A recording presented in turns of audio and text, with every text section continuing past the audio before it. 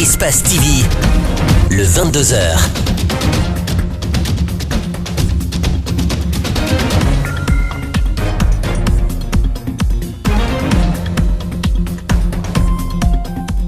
Vous faites bien, mesdames et messieurs, de suivre Espace TV. Il est 22h et c'est l'heure de notre grande édition d'information. Le ministre de la Justice, garde des Sceaux, suspend les greffiers signataires de la pétition et aboutit à la grève dans le secteur. Les greffiers suspendus, eux, dénoncent la violation de la procédure en la matière. Vous les entendrez dans ce journal.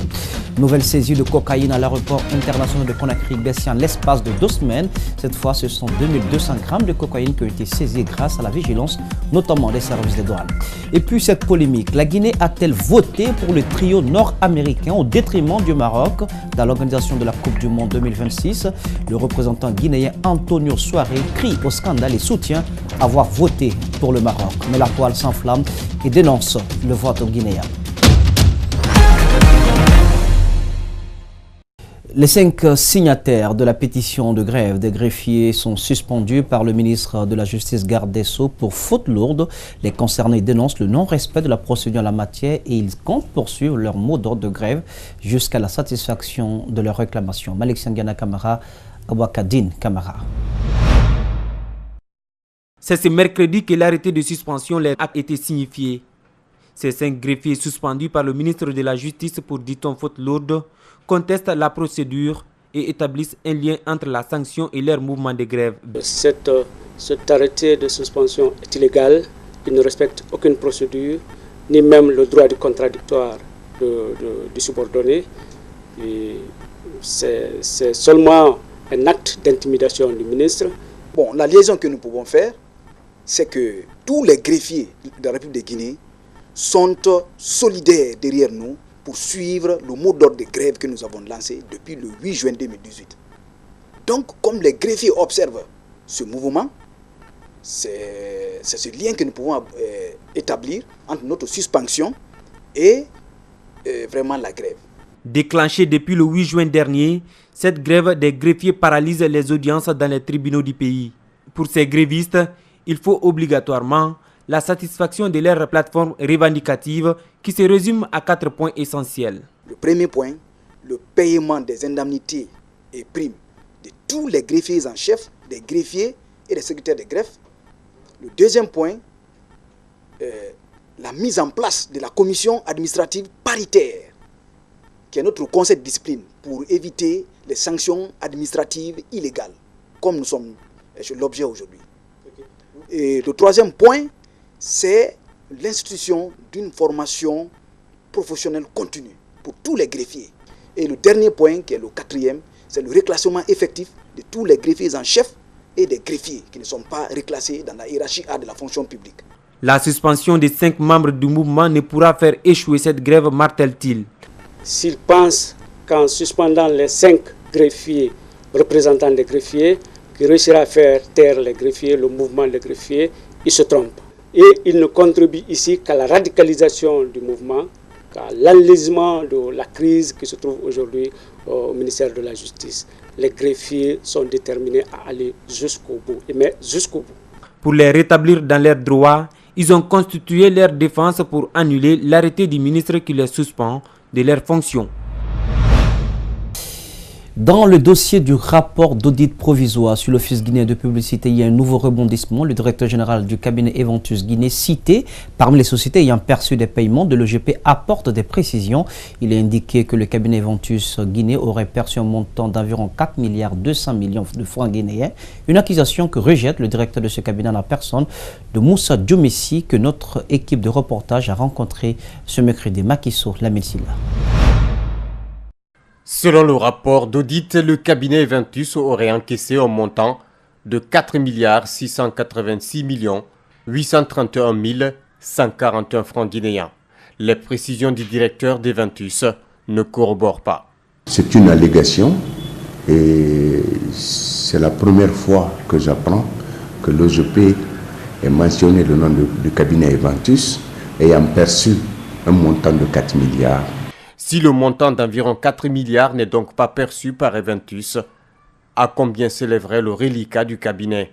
À cette question, le directeur général donne des montants qu'il a perçus, sans aucune trace. Moi, je reconnais Sur le plan de l'honnêteté morale, je reconnais avoir perçu cet argent, en dépit du fait que... 150 millions ou 300 150 millions. Et les 150 les autres 150 en réalité sont liés à une opération dont le contrat existe ici, signé par Paul Moussa Diawara et Djibril Tob, directeur général à l'époque de Interciel. Le rapport mentionne également l'existence d'un contrat qui lie l'OGP au cabinet Eventus, mais dans ce document, aucune indication financière ou de calcul lié à la rémunération du cabinet n'est établie. La réponse du directeur est catégorique. Aujourd'hui, je peux vous montrer le premier contrat qui a été signé par Frédéric Loy. La mission de l'OGP est très bien établie et en même temps, vous verrez que dans l'exposé liminaire du contrat, il est entendu les obligations des parties, c'est-à-dire les obligations du cabinet Eventus, bien entendu les obligations de Eventus et de l'OGP. Donc en réalité, il n'y avait pas d'ambiguïté possible à ce niveau. Le cabinet Eventus n'est que l'une des structures citées dans ce rapport. D'autres, comme tous les opérateurs de téléphonie, sont aussi concernés. A noter que Paul Moussa Diawara dénonce ce rapport d'audit qu'il qualifie de provisoire parce qu'il n'aurait pas respecté le principe du contradictoire. C'est la deuxième saisie de cocaïne en l'espace de 2 semaines à l'aéroport international de Conakry-Gbessia. Un coup de fil réussi grâce à la vigilance combinée des services antidrogue, de la police à l'aéroport et des agents des douanes. Cette fois-ci, ce sont 2200 grammes de cocaïne qui ont été saisis avec un Bissau-Guinéen de 38 ans. Le jeune se réclame étudiant et commerçant import-export entre le Brésil et la Guinée-Bissau. La cocaïne était emballée dans un tube de machine à plastification de photos et autres. Le colonel Thiebro salue la détermination de ces hommes et sollicite l'aide du gouvernement pour la mise en place d'une unité canine. Il s'agit de chiens renifleurs capables de détecter la drogue avec beaucoup d'habileté. Al-Seni Bari, Mohamed Al-Seni Kamara. Diazo Bidaka est un étudiant bissau-guinéen âgé de 38 ans. Il a été interpellé à l'aéroport international de Conakry-Gbessia avec 2200 grammes de cocaïne. Il quittait le Brésil pour se rendre en Guinée-Bissau où, selon lui, il devrait effectuer la vente de chaussures. Instinctivement, la cellule de ciblage et l'office central antidrogue basé à l'aéroport, par suspicion, s'est intéressé à ces machines de plastification et a procédé à la réquisition d'un technicien qui a scié ces cylindres et dans les cavités, la poudre blanche passée au test a réagi à la cocaïne.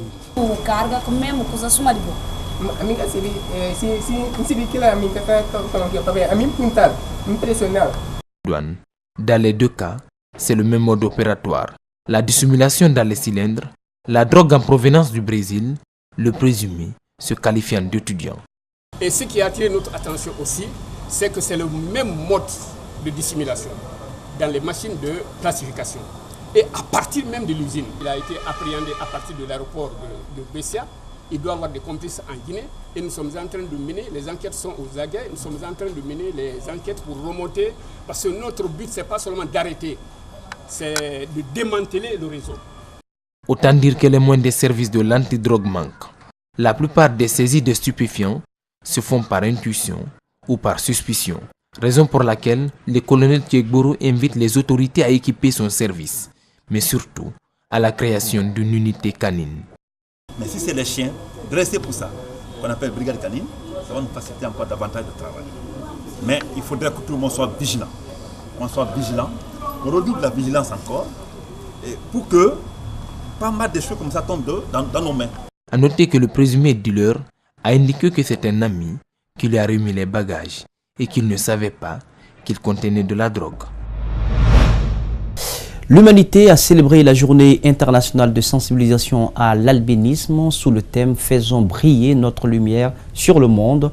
En Guinée, cette journée a été célébrée avec un caractère particulier. Un atelier de validation de l'avant-projet de loi sur les droits des personnes atteintes d'albinisme a été organisé ce mercredi à Conakry avec la collaboration du ministère de l'Action sociale, de la promotion féminine et de l'enfance. Ouminato Sidibé, El Hadj Alioba.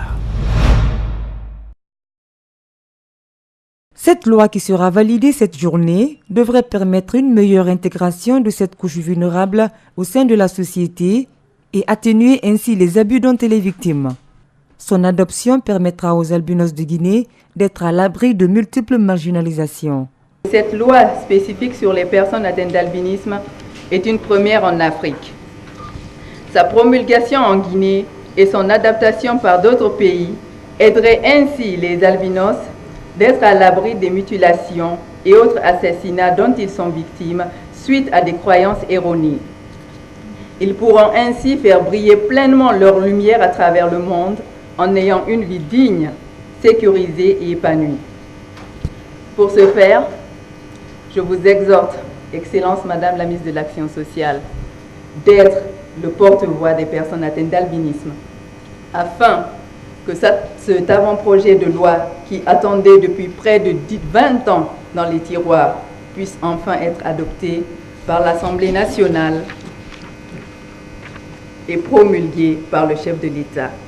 Cette journée offre également aux personnes atteintes d'albinisme l'espace pour interpeller les autorités à respecter leurs droits et améliorer leurs conditions de vie. C'est pourquoi le ministre de l'Action sociale et ses partenaires jugent opportun chaque année depuis 4 ans de les accompagner. Voici, c'est un atelier que nous organisions pour que les acteurs qui interviennent dans le domaine se rencontrent pour pouvoir amender ce projet de loi. Ensuite, nous allons essayer d'élargir l'éventail en saisissant tous les départements ministériels afin qu'ils puissent se prononcer sur le projet de loi avant que ça ne soit passé devant le conseil interministériel, mais pourquoi pas le conseil des ministres. C'est à partir de là seulement que ça sera soumis à l'Assemblée nationale. Cette journée est célébrée depuis le 13 juin 2015. Elle contribue à sensibiliser les communautés sur les droits des personnes atteintes d'albinisme, tels que le droit à la vie, à la santé et à l'éducation. Et puis pour atteindre les objectifs escomptés dans la protection des personnes atteintes d'albinisme, il faut l'adoption d'une loi. Je propose d'écouter la ministre de l'Action sociale au micro de Minato Sidibé. Alors, nous voici, ça fait 4 années successivement que nous célébrons la journée internationale de sensibilisation sur l'albinisme. Alors cette année, on a voulu changer un peu et nous consacrer à l'appropriation. L'appropriation, mais également la validation d'un avant-projet de loi par rapport à la promotion et à la protection des personnes vulnérables. C'est l'objectif et je profite pour remercier le Haut Commissariat aux droits de l'homme, mais aussi l'ONG internationale OSIWA et les organisations fêtières qui œuvrent dans le domaine de la défense des droits de ces personnes. Alors madame, c'est ce que votre département fait, hâtez les pas afin que ce document soit enfin